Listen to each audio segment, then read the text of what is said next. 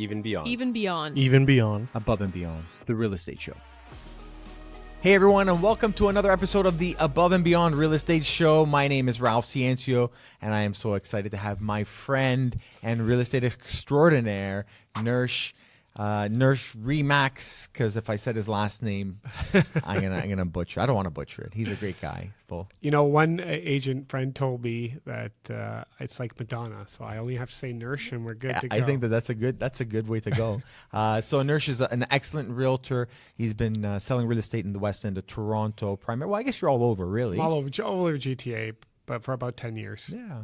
And today's episode, we're going to break down the Toronto Real Estate Board market stats. We're going to take a snapshot of what's the data showing us for Toronto Real Estate Board as of the beginning of December 2023. And we're going to have some stories from the war, from the front line. You know, what's going on in Nirsh's life and what is he seeing and feeling, hopefully providing some context to home buyers and home sellers out there who are just kind of on the sidelines wondering, you know, what's going on in the marketplace? You know, what's it like out there for buyers? What's it like out there for sellers? So strap in. It's going to be a great episode, and thanks again for watching.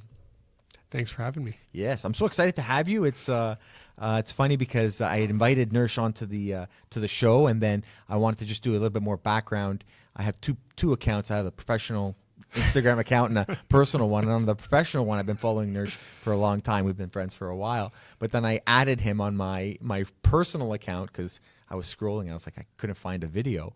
And then he DMs me. He's like, really? Like 2 hours before the podcast, you add me on social? He figured since he was going to have me on his podcast, he should probably follow me on Instagram so that people didn't think it was fraudulent. Yeah. Well, you know what? I've known Nirsh for a number of years. We actually met through our coaching community, through Richard Robbins.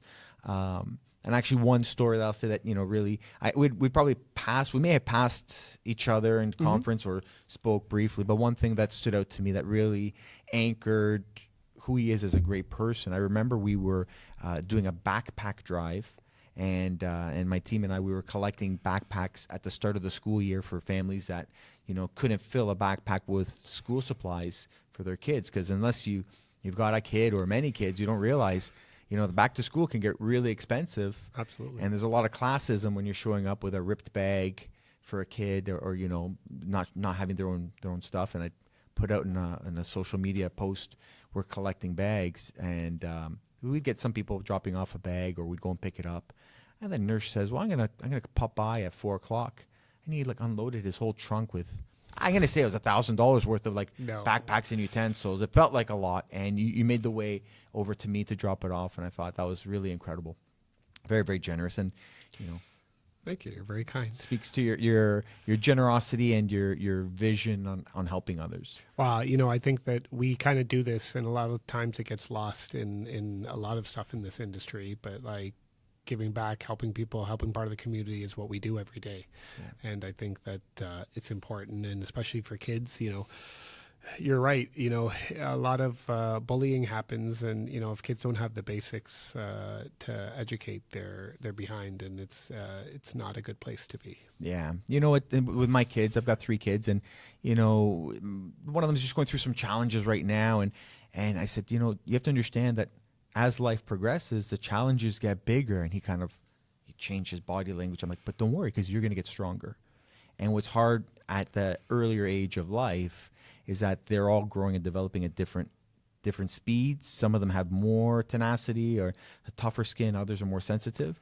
And that's where sometimes, you know, kids can be pushed off the rail, pushed into a dark place just because they haven't built the life skills of toughness, which you know, unfortunately we all go through. Absolutely. It comes over time, and unfortunately a lot of it comes after you're out of the school. You see, you know, how your character gets built up through jobs and whatever you end up doing. And they, you know, the kids got to have some adversity though, so that they know how, as they get older, how to deal with it. But, you know, the basics of, you know, having a backpack that has, you know, pencils, pens, notebooks, all the basics, you know, at least if they get a good start there, they're, you know, they've won half the battle. Yeah. Well, you know, I appreciate you being here today. I know we're going to be breaking down some of the market stats. Yeah, so we wanted to break down the Toronto Real Estate Board numbers for the month of November. And again, this is GTA wide, and we break down some of the sales numbers. In November, we had 4,200 sales, down just slightly compared to last year, which was at 4,500 sales. But when we contrast that to October's numbers, we're at, about a 9% drop in sales from October of this year to November. So I consider that kind of the speed of the car that you're in. When we compare it year over year, and I've said this before, we're really looking at your lap speed, contrasting your speed this lap versus last year at the same time. But when we're looking at the month over month, we're looking at your speed. Are you accelerating or decelerating? And, when we look at the number of sales from October to November, we've seen a deceleration. When we look at the average price point, which is a number that most people care about, and that's really like the horsepower, the value of your car. And we saw average price in the GTA at $1,082,000, almost the same, just $3,000 off compared to last year. But when we compare it to last month, we saw a average price point last month of $1,125,000. That's $37,000 difference. So a $37,000 or almost 3% drop in price month over month. So Ralph and I were actually having this debate, let's say off camera. And, if you look back, we were trying to look back at stats from previous years. If you go back to 2021, which was a COVID year, 2020, which was a COVID year. So we'd have to pull up stats from 2019 and 2018 to really figure out, okay, is this a normal trend near the end of the year? And generally, as you're going into the end of the year, less people are moving. More people, the majority of people are doing transactions in February, March, April, May, and they're moving in June, July, August, which is in line with the school year. Exactly. Then you got some people who are, coming to market in September, October, but as you get into the winter months, you got less people who are willing to move or wanting to move. Yeah. So I actually feel like it's a normal trend in real estate. As you get closer to Christmas, people are pulling away from shopping for homes, and they're going to see what's under the Christmas tree or whatever religious holiday they're celebrating. So I actually don't think it's that an alarming trend of the 32,000. I think it's just time of year. And the people who are on the market either have to sell for one of two reasons. One, they can't afford the home anymore with the interest rates. Or two, they've booked a new construction home, or they've bought something else that's finally closing, and it's closing in early part of next year. So they have no choice to be on, and they have to be willing to negotiate. Yeah, that's a great point. So what you're saying is that the properties that are for sale right now generally are very motivated sellers. Yes. And some people ask, can I sell my home over the holidays, or should I buy a home over the holidays? And it was Boxing Day a few years back that I helped my sister buy a home. And I remember, watching the Raptors game. They didn't make the Christmas Day Christmas Day match. They had to play on Boxing Day because we're Canadian and the NBA doesn't care about us. You heard that here first, NBA. No, I don't know if I'm going to get the channel shut down because I said that. But we bought it on Boxing Day, and she was ecstatic, and the sellers were ecstatic. So there are, more serious buyers over the holiday months. Absolutely. And more serious sellers in the holiday months. As you mentioned, most people approach the market in the spring, and there's a lot of activity, but, the quantity of buyers only goes up marginally. Right. Absolutely. If you're out shopping in December, you're a serious buyer and you want to find something, and your inventory is generally limited at this time of year because either it's been sitting on the market overpriced or it doesn't present well, right? It's usually one of those two things. So if you're pricing it well and you're presenting well, you're going to get the serious buyers out. And, if you're not competing against 50 other listings at the time, which generally you aren't, you have a better chance of, negotiating your price. But on the other side, if you're on the market, you need to sell. So at the same time, you're willing to motivate. Whereas, if you come into a much lower inventory months, you're probably not going to negotiate. Yeah. And to your point, what we've seen, and as we were kind of dissecting the numbers before we sat down here, you would see a reduction in the number of active listings, which means either A, they sold, or B, they pulled themselves off the market. And we've seen that. And that's a thinning out of the less serious sellers. Yeah, and if they're pulling themselves off the market, it's because either they're overpriced and they're not happy to take a number that the market is willing to pay them now. And generally, those guys will come back in February, March, May, not even February, I think March, April, May, they'll generally come back. So you have a window there, if you're a seller, to have less competition. Yeah. Now, as a pro realtor, and I respect the work you do. Thank you. I respect the product you put out. So I respect you first off as a character, who you are, Thank you. but also the product you put out. And I think you realize, as most great realtors realize, is the product we put out there is representative of our clients' work. It's a representative of our work as well. 100%. But on a scale from 1 to very upset, how do you feel when you see a listing in August and they've got snow in the photos? I mean, like I put it right up there with camera photos. So when I see iPhone snow photos? in August, it's like you couldn't care less to spend at least $100 or $200 to take some new outside photos. Not even all the photos. It's something that you're not proud of as a realtor. In my opinion, from a scale of 1 to 10, and 10 is the worst. I think it's a 12. Yeah. It bothers me too, because I feel like, does nobody care in this scenario? Does the homeowner not check the listing? Are they not curious why everyone's showing up with a parka and snow boots to come see their place in July? Like, it's just, I shake my head. I think the owners get tired at a certain point, or they haven't been educated that there's better ways and better services out there. And, sometimes they're just using family, sometimes they're using, and I'm not saying family isn't great to use. It just depends on the realtor and what they're providing as a service. Yeah. If that's how they're doing business, then I can tell you they're probably not doing a lot of business. Yeah, you're absolutely right. And you know what? My hope overall is that our industry evolves and that we become more valuable for the consumers. The reality is, if we're not, then we just collapse. We become extinct, just like dinosaurs, just like VHS, just like taxi drivers. Absolutely. But what I think is this market right now is very good for that, because you're starting to see a lot of people leave the industry. Yeah. Because they got in, in 2020, 2021, 2022, where, it didn't take much to sell a house. Let's say the first part of 2022, you just put on the MLS, hold an offer date, and it sells.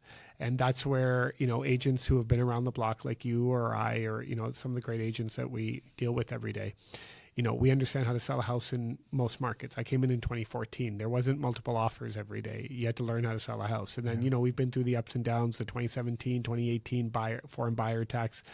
Having price reduction conversations is an easy thing, but a lot of agents don't know how to have price reduction conversations. So at that point, they don't know how to sell a house. The listing expires, then the homeowners go look for a new buyer. So it's weeding out a lot of the agents who are either in it part-time, or don't have the skill, or don't want to put out the funds every year, because it's not cheap to be a real estate agent and have your license. Well, I would say registered. it's not cheap if you're a hardworking agent, or if you're really in it. It gets very expensive very quickly. Yes. And if any of the viewers out there have anybody that they're close to that they could really ask, like, how much does it actually cost on a monthly basis? You'll see the numbers are high. Yes. But the numbers are high because the barriers of entry to become a realtor are so low. Yes. And what's funny, actually, I was chatting with some senior leadership at RE/MAX, and they were talking about what they're anticipating. So just recently, the Ontario Real Estate Association implemented a mandatory health benefits plan. And they're making it mandatory for us to pay roughly $500 additional dollars. I think it's $650. $650 for these health benefits. And now for people that already have health benefits, this is a complete waste of money in some regard, because you already have it. Yeah. And the people that I find that are the most upset are the people that have these already medical plans or health benefit plans. And I ask myself, well, who are those people? Those are people that have full-time jobs that are also realtors. Yes. Right. Now, there's a segment of the market where a realtor's spouse is also employed, in a big company, and they have health benefits. So there's some inefficiencies there. But they anticipated that there'd be 12,000 less realtors next year. We're 70,000 plus realtors in Toronto Real Estate Board, and we'll see a movement, a migration of 12,000 realtors quitting because of this. Now the most basic cost is $1,800 roughly, or $2,000 For a family? No, for the to keep with OREA, to keep with your TREP fees. Yeah. Okay.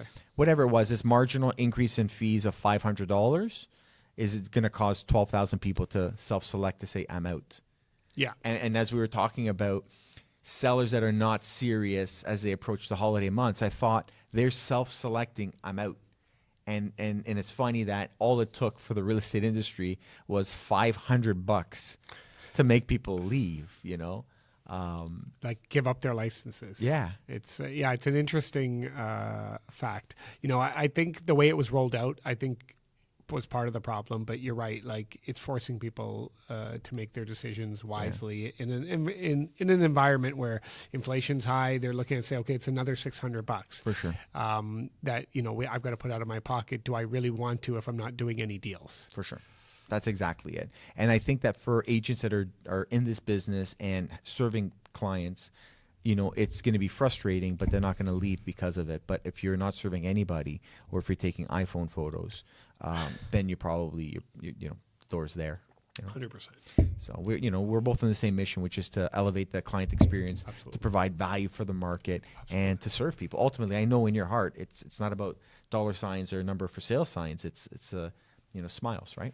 Absolutely. It's how many families we can help. And, it's when you see somebody, you've changed their life or got them into the house they didn't think they get into. And, this business has a lot of like ups and downs emotionally. And, when a family really appreciates what you've done for them and they see everything that you've done for them, that's what makes it worth it. Yeah. Yeah. So we're talking about market stats. Where we stand right now, we're just in the beginning of December, and I'm curious, Nirsh, what are your thoughts of, give me some crystal ball of what you think the next 30 days, the spring market. It might be a bit early for predictions, but I've seen some agents start rolling out their 2024 predictions. What do you think? Where do you think we're heading in December? Okay, so let's roll it back. I think this has been the busiest fall that we've had in a while. Okay, even if you take 2022 as we were in a declining market, I think this has probably been my busiest fall in 10 years. Wow. So, August was quiet. September was busy. We put up a bunch of listings in September and we put some up in October. We've been doing business in October, November, and December, and generally it's quieter at this point. So it's interesting because, in an environment where you have more buyers and more listings, or not as many buyers but more listings, you would think that you're not as busy as you are. But I had some active buyers, and I probably showed one client 50 houses, which is way higher than what normally happens. But they're a great couple. We sold their house. I made sure they sold first before they bought. And we were getting beaten multiples, 30 days on the market. And, it's an interesting I'm curious, thing. what price point was that where you were buying? 1-1. Okay, 1-1. Yeah. And I always like 1-1. to ask those questions because when you provide some context, if they were looking at 2.5, I would say that's interesting. And if you said, 650, that would also add some color commentary, right? 100%. And that's what a lot of the market doesn't understand. The price points that push up the quickest when the markets are rebounding are the ones between, let's say, 650 and 1.2. Because if you were ever in the market at that point and you have, a down payment of 100, 200, 300, let's say whatever you're making, between 100 to 200,000 a year as a couple, you can generally qualify for 4.5 to 5 times that. So, you can probably get a mortgage up to $1 million. Not that anybody wants $1 million mortgage right now, but you can qualify for that. And if you can qualify for that, that segment's going to push up. So, and if you want to come out of a condo, you're going to go into that segment up to probably 1.2. So it's been a very busy segment for the last however long, because it's the most affordable. And under $1 million, you can get mortgage insurance, so you don't have to pull the full 20%. Right. And I think that the market sometimes forgets that there's so many layers of policy. We talk about stress tests. We talk about, interest rate changes. We talk about foreign buyers ban. But there's also policies that were headline news years ago, which was, an insured mortgage up to $1 million. You cannot have an insured mortgage higher than that. So for the viewers out there, if you're buying a home that has a purchase price less than $1 million, the government, the CMHC or Genworth, Genworth is not a national organization. It's just a company. CMHC is Canada Housing and Mortgage Corporation. They'll actually insure your success to the bank so that if you were to forfeit or to be delinquent on your mortgage, the bank is protected. Now, properties with a valuation north of $1 million, you do not qualify. They eliminate, and that's telling of what the federal government thinks will happen to the luxury market, right? Yes, exactly. And if you can qualify in that sector, above the 1 million, you have more choices. But it's been like listing wise, there was a window every time there's a Bank of Canada announcement, there's a window of it gets quiet for about a week and a half. And then people digest it and say, okay, they didn't do anything. Should I go back to shopping? Yeah. And then you start to see the showings picked up. And, we ended up selling 3 out of our 4 listings in November that we had on the market. 3 out of let's say the detached listings that we had on the market. So it was an interesting fact. But all those clients were willing to reduce because they were motivated. They're like, no, we want to move, or it's an extra property, it's an investment property. They wanted to move those properties. And the ones that are moving, where you start and where you end, there might have been $100,000 difference. There might have been $200,000 difference. But they were understood that they were buying and selling in the same market as well. So it was relative. But generally, it's a quieter period. So the fact that we're in December and, I just, was talking to one of your teammates on last week. I put up a house in Markham, which is Ralph's Hood, for those who don't know. Yeah. And we sold it in 2 days. We repriced it. It was previously listed $200,000 higher. We were listed at about 160 less and sold it for, around the 1 point Redbud. Yeah. Uh-huh. So that's 1.8 million we sold it for in 2 days firm. Right. We had 10 showings in 3 days and we got a deal done. So awesome. There are active buyers. It's a great school district. I used to play basketball right at the corner at the Borough High School. So it's a great community, but if you price it right and you present it well, and we restaged the property, presented it properly, and, it will move. But there are active buyers out there. So I think going into January, you're going to be in a lower inventory market because some of the people in about a week, they're going to take their houses off the market as you get close to Christmas. And then some people will sell over Christmas, over the holidays. So when you come into January, February, I think you're going to have a lower inventory market. And when you have a lower inventory market, the serious buyers are out. As a seller, you have to negotiate less, I find. And then I think as you get into March, you're going to start to see more inventory come, which will coincide with the speculative, the economists are saying you're going to have a Bank of Canada interest rate drop as early as Q2, maybe April. I think if a Bank of Canada is going to drop, I think it's going to be in June, July, August. I don't think they're going to do it as quick as everybody wants it. All right, can we clip that? We're going to edit that. We're going to show Nirsh saying June. I've been wrong before, and I'm okay with being wrong as long as it's helpful for the economy and helpful for sellers. Listen, and buyers. At the end of the day, I think that, people have digested where we are with interest rates. Is it putting people in uncomfortable positions? Absolutely. You're starting to see more power of sales and whatnot. But you still have a large demand of inventory there. Immigration isn't stopping. So there's a whole bunch of different factors that lay into there that, I think you're going to have a steady market. I don't think you're going to see large price gains. I think that at the end of last year, you saw a rise from January to April. Do I think we're going to see that kind of rise? It was about, 15%, I think we were talking 13, about? Yeah, 13%. And then it started to decline again. I think you're going to start to see, maybe a 3 to 5% gain. Yeah. And I think we've borrowed during COVID from following years. So I think now, with the add the stress test and high interest rates in there, even if it starts to come down, people still aren't qualifying for what they want. And I think people have now come around and said, okay, I need to be more careful with my money. I can't just go to the 100% of what I can qualify for. Yeah. So I think you're going to see slight gains in the market. I think you're going to be a low inventory environment. I think you're going to see January, February, at least, you're going to see some price growth. Yeah, I think we're aligned there. I think that we're going to see some price growth. I don't know about December. I believe by January, February.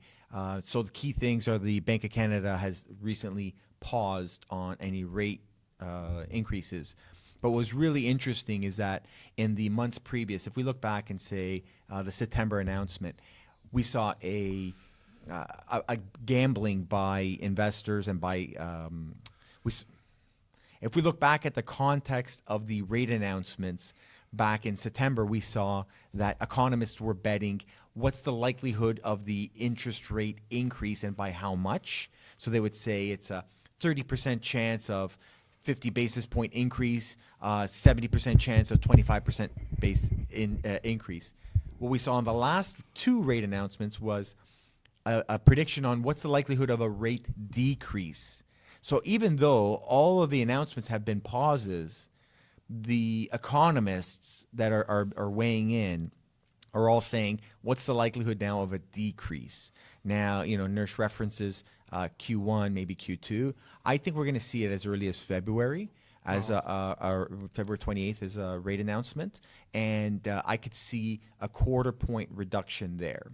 Now, when we look back at the data from last year, we'll see that there was a rate announcement increase last December. It went up a 1/4 point, and they said they're going to pause. They're going to actually, they felt that inflation rates were steady around the world and that they would likely pause. And we saw January, small increase, February, increase, March, massive increase, April, May, huge increases, $130,000 increase in that short window. Again, 13% increase in less than half a year based on it being a pause. Now, that overnight lending rate was 4.5%. So it wasn't cheap money driving the market. It was the idea of a consistent, a predictable market. That's what the market craves, is predictability. We can adapt a 4.5% overnight lending rate. We can adapt to a 7% overnight lending rate. We can adapt to a 2% overnight lending rate. We just need consistency. So I believe that we're going to see the beginning of a very strong run-up of real estate prices in the GTA as we head towards 2025. I'm building my team right now. We're preparing. Like, I'm 18 months in the future. I'm thinking about how will I be able to sustain and serve clients in the most effective way 18 months from now. Because January 1st next year, we relieve the overseas or the foreign buyers ban in Canada. So right now, it's technically illegal for a foreign buyer to buy property. That expires January 1st, 2025. Okay, let's talk about the foreign buyers. Yes. So back in 2017, 2018, the provincial government created a foreign buyers tax, thinking that was the problem. Foreign buyers are a very small percentage of the market. Let's say they were even 15% of the market. 85% of the buyers are local people who are like you and me, who have families. We're trading up, trading down, downsizing.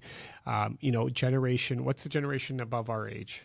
Boomers. Boomers. So the boomers, they're holding on to their properties. I can tell you, my father does not want to move out of his house. He's 83 years old. My mother's 74. He does not want to move out of his house in Richmond Hill at Bayview and 16th Avenue.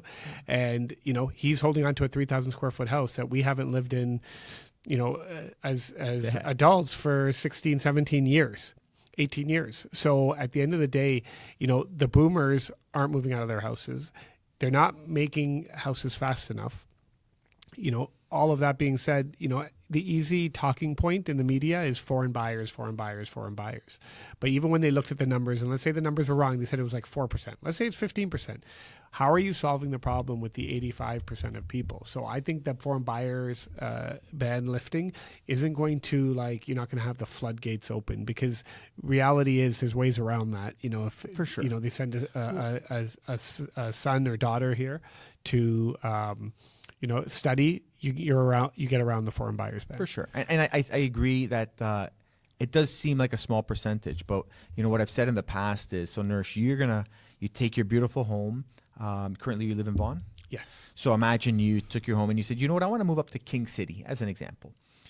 So you would be selling your home and then buying a home. When you sold your home, you would be a producer. And then when you went to go buy a home, you would be a consumer. Correct. So you added one inventory to the market when you sold, and then you bought and you took away one. So the net is zero. Exactly. But with overseas buyers, they are net consumers because they're buying, but they're not selling a Canadian real estate. So they are a net consumer. They're increasing the demand side. Now, I agree with you that I don't think that the foreign buyers is ultimately the silver bullet. Their specific actions may not be the silver bullet for the market to go up, but the perception of sellers, the confidence of Canadian home sellers, knowing that this percentage of buyers exist and they may or may not sell to them. If I was auctioning off something, I would want to have as many people in the room as possible. Imagine if I was auctioning off a rare, art piece that I own. I would, if the organization said, you know what, actually, you guys just leave the room. I would say, but wait a minute, they have very fancy bags and came in nice cars. I want them to be present. Whether they choose to buy the art or not, I want them to be present, right? And I think that really speaks to my overall beliefs of where the market is heading. There's this constant yin and yang. Now, economist Adam Smith, he coined the idea of the invisible hand. In essence, it took me 4 years and I'm not sure, $150,000 at Guelph, which actually you're a Guelph Griffin as well. Yeah. Look at that. We go way back. Yeah, 100%. So we just recently found out that Nirsh and I have the same, is alma mater? Is that what they say in the I States? think that's what it's called. We were there at different times and studied different things, but it took me 4 years and $150,000 to learn the invisible hand principle from Adam Smith, which basically describes that as prices come down, buyers enter the market. As buyers enter the market and the demand increases, if supply stays the same, the price goes up. As the price goes up, buyers then step away from the market saying that's too high. And then supply swells. At the same time that supply is swelling, sellers are saying, wait a minute, prices are high, I'm going to enter the market. And we see a top-heavy supply and a weak demand, and then prices are with downward pressure down. This is not about real estate. This is about the price of everything, right? When Taylor Swift says she's coming to Toronto, I said the T word, I know. There's two very important Taylors in my life. There's Swift and Hack. There's two. So when Taylor Swift comes to Toronto and she says, I'm going to be putting on 3 shows, well, they sell out instantly. Now, if she said, well, prices are great, I'm going to actually put out 6 shows, well, she's not going to command the same price because all the most expensive buyers, the die-hard Swifties, is that what they're called, Swifties? Your guess is as good as mine. So the die-hard Swifties, they paid the premium because there's only 3 shows available. That's why artists, they release 1 show and then add another show and then add another show because the die-hard Taylor Swift fans are going to pay a mega premium because there's only 3 shows. But if you check the calendar of events, there's nothing happening the week after. You can expect they're going to add another 3 shows. Now, the batch of second most richest or serious or passionate fans buy that route. The same is true in real estate. Is that when the supply is low and the demand is there, people will pay a premium when there's nothing on the market. As we enter the winter selling season, we allude to the idea that sellers will self-select to remove themselves.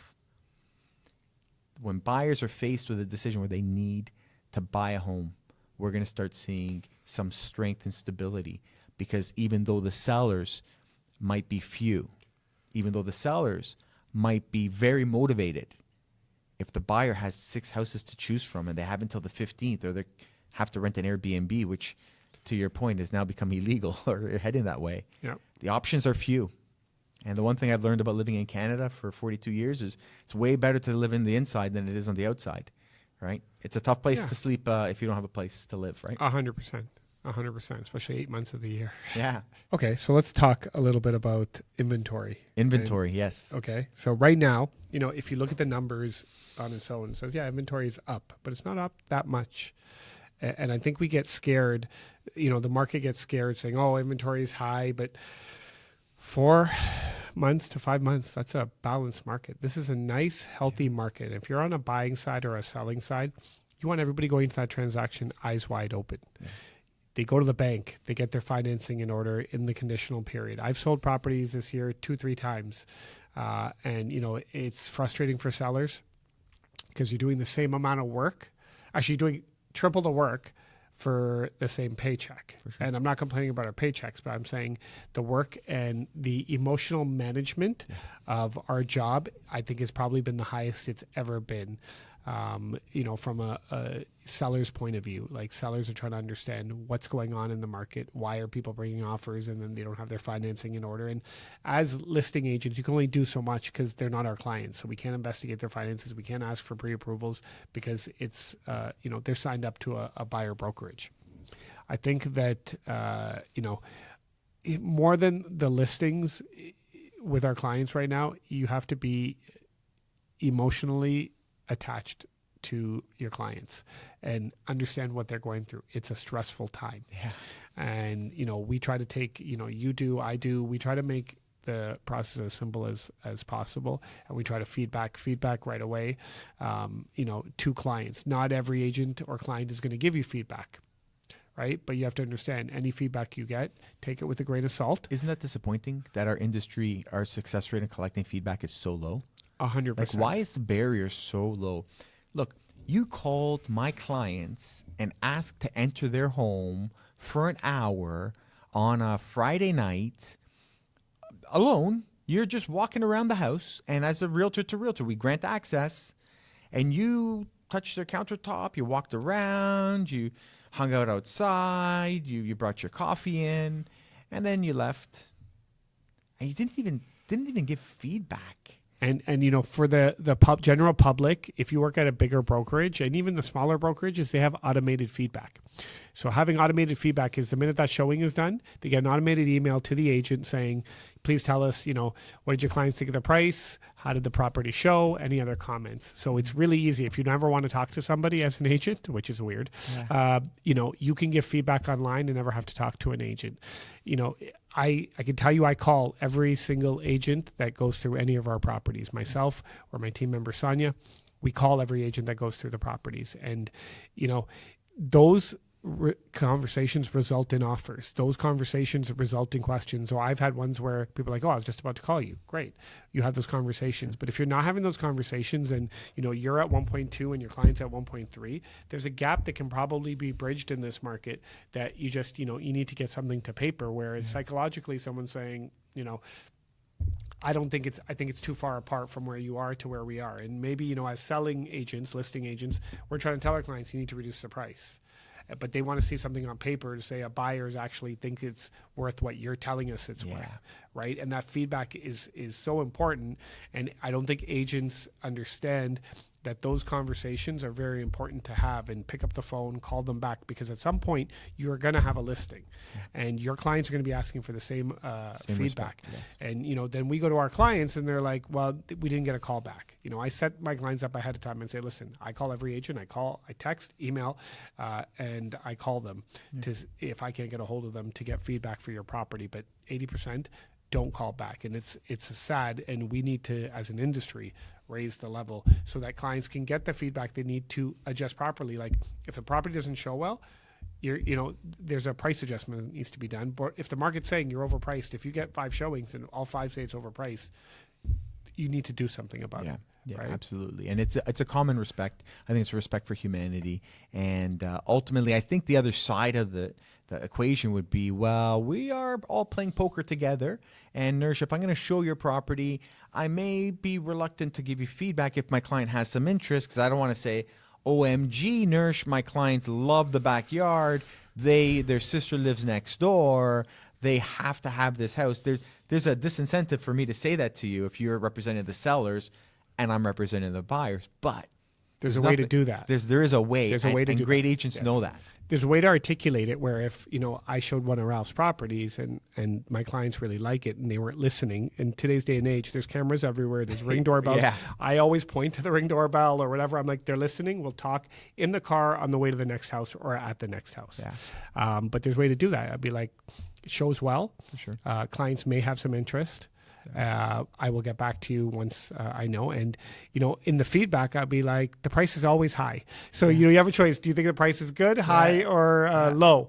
You never say low as a buying agent. You, fair. Sometimes I'll put fair. But at the end of the day, from a negotiating tool, you always put high so that you see what they're willing to do on the negotiating table. But there's ways to do that, like, we just spoke about. But you bring up a great point, because once the dialogue is opened, first of all, we're getting close to, we're not at 1,000 sales yet.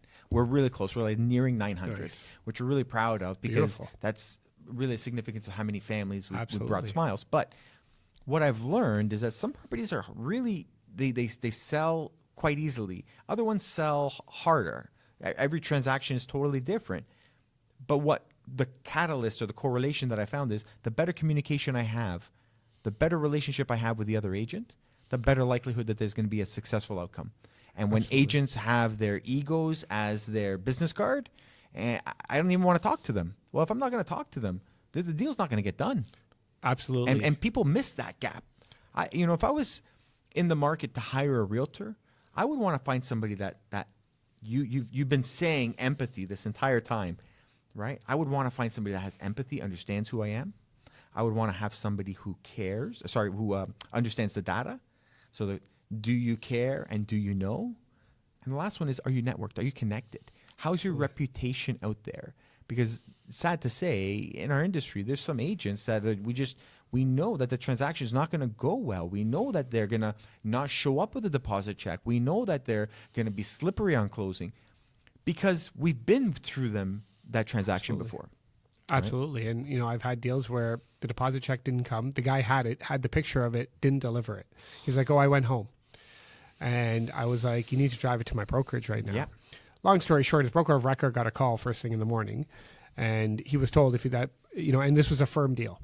And he was like, relax. He told me to relax. And I was like, I don't think you understand. Your clients are in breach because you didn't deliver a deposit check. How is Rico going to take that for you? Deposit check was delivered. Guess what? We got 5 days before closing and they wanted an extension, which we denied. But then we were forced to give the extension. 2 weeks later, we closed. But how much stress was that for your clients? Well, it's funny because it's not an estate sale because it's a power of attorney sale because, there's four family members involved. And then to have to explain this to four family members, one, that the deposit check was late, then two, that they want an extension, on the 11th hour. It's not a good feeling to have because they didn't have their stuff in order or the mortgage broker didn't submit it or the agent didn't follow up. There's a variety of reasons. It's not a good feeling. And from a seller's point of view, they're stressed. They're already stressed about this. Their mother was in a home, the money from the sale of the house was going to fund the home. So now you're telling them you got to wait 2 more weeks. They've already shut down all the utilities. They've done everything that you do on a normal closing because that's what you do. Yeah. And then you're finding out last minute, and it's not a good look. It's not a good look on us. It's not a good look for the clients, and it's adding more stress, unnecessary stress that everybody in the transaction does not need. For sure. And that's one thing to keep in mind is, how qualified is your buyer? That's the first question I ask. If somebody calls, hi, I'm calling about XYZ property. Oh, hey, thank you for calling. It's my first response, gratitude. The next question I would say to the agent is, have you shown the property yet?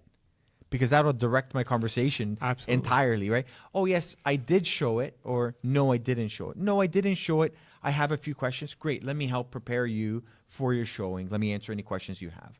Let me assist you in assisting the clients. Yes, I have shown the property. Great. So that's a great call when an agent's shown the property and they're calling you. Perfect. Is there some interest from your buyers? Yes. Oh, I'm curious. What's your client situation now? Have they sold? Do they have a property to sell? That's the first question we're asking right now, because if somebody's already in an agreement to sell their property, they're very likely to show up on closing. I bet you, some confidence, the family that was buying the property you just described, that they didn't have to sell their house or they were unmotivated to sell. No, it was their first house. So, and it was a $865,000 price point. So yeah, there was nothing on the other side that was really, super motivating them. And maybe they just weren't educated in the process of what needs to be done and, the follow up with the mortgage brokers. It's interesting, but this time in the market is what's going to, show the good agents versus the less than good agents. All right, so my predictions here in December 2024, I predict we're going to have 6,000 transactions, and we're going to have an average price point of $1,230,000. So I'm expecting an aggressive push forward and some price appreciation. Great, guys. Well, thanks again for watching. We look forward to being in your ears or your car or wherever you are sometime soon.